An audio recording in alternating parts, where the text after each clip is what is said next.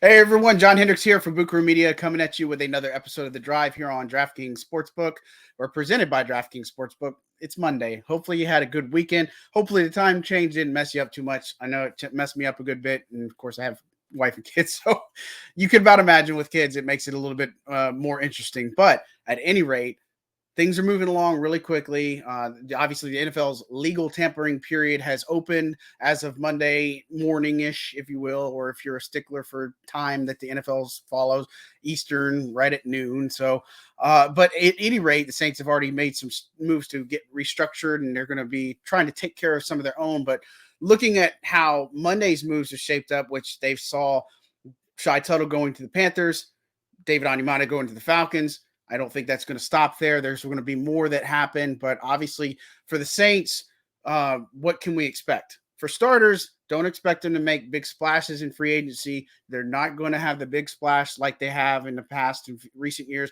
Look, they're going to take their time here. They're obviously, you want to say, oh, let's go up chase the big pie in the sky. The guys that are going to be the biggest or biggest advantage for you, and to try to really make this thing home. But Dennis Allen told us on Saturday that look, they want to put a focus and emphasis on keeping some of their own before they get there. So don't be surprised to see some of these restructured deals, renegotiated deals, trying to get guys like Caden Ellis back in the building, or seeing what they can do with Jameis Winston if they want to keep him on a renegotiated deal for against the salary cap. So I think those are things that we got to look at first. And obviously for New Orleans, where are they going to shop, right? I think we start with a defensive tackle position.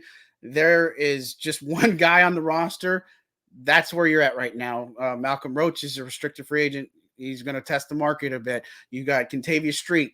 Verdict's out right there. You've got, again, Tuttle and Onyemata, 2-year starters that have left for other NFC South rivals. Again, you're going to have to look at a completely different makeover, and this is why you look at free agency and you see mock drafts and such, and you want to get the shiny toy like Gibbs from Alabama or Dalton Kincaid. I think those are really exciting ones to look at, but you need to look at how things shape out in the draft, because now what you're looking at is this is an area that they have to address, the defensive tackle spot.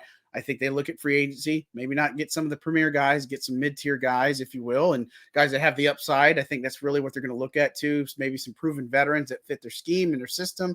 And then look at the draft. I think that's where 29 and 40 can go. Obviously, we'll talk more about those potential guys as it gets closer. But again, you always have to see how free agency plays out before you can tackle the draft. That's why doing mock drafts before they're fun. They get a lot of encouraging views and all this other stuff, and hype and talking and stuff to help carry us through. But got to see how free agency plays out always before you can address the stuff in the draft. And so defensive tackle is definitely the first spot that I look at. Second spot would be the running back position. Regardless of how things play out with Alvin Kamara, and look, everything I'm told, they are expecting some type of suspension. And like I've told you on the drive before, is that even if he does beat the case, he can still fall under discipline under the NFL's conduct policy, pretty much an automatic 6-game suspension. Of course, it could appeal that, all these different types of things. But even with Kamara back in the mix, they still want to get better at that position. So they're still going to look at free agency, still going to look at the draft.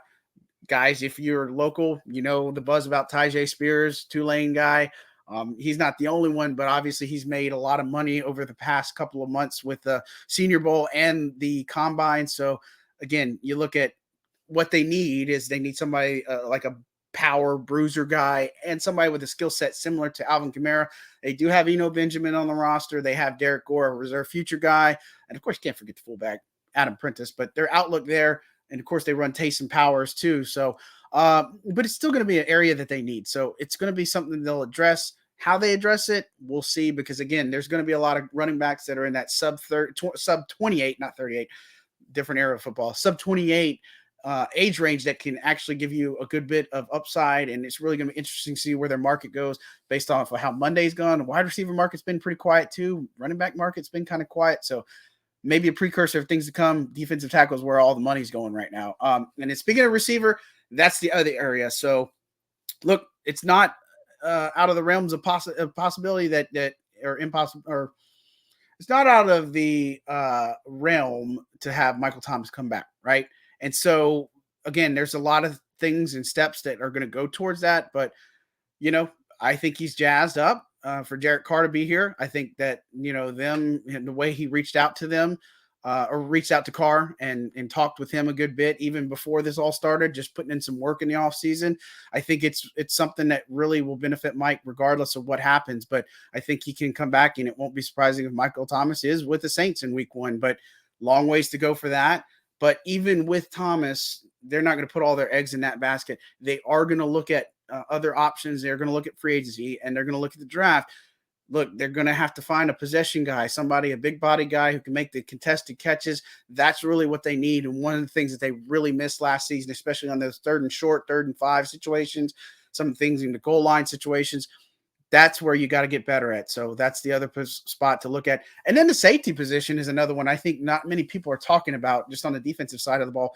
You are going to need to backfill there. Justin Evans, PJ Williams, Daniel Sorensen, all scheduled to be free agents. They did re-sign JT Gray, core special teamer guy. And actually, I say core, but standout special team guy, and somebody that's been an all-pro for this team, just been making a difference. He had 2.5 sacks last year, used a little bit more in defensive looks, so maybe he could get some there. But look, I think those are the 4 areas that the Saints would really look at when it comes to free agency. Not that it stops there, but, other positions look pretty good. They're going to have to figure out the backup quarterback spot if Jameis doesn't want to come back.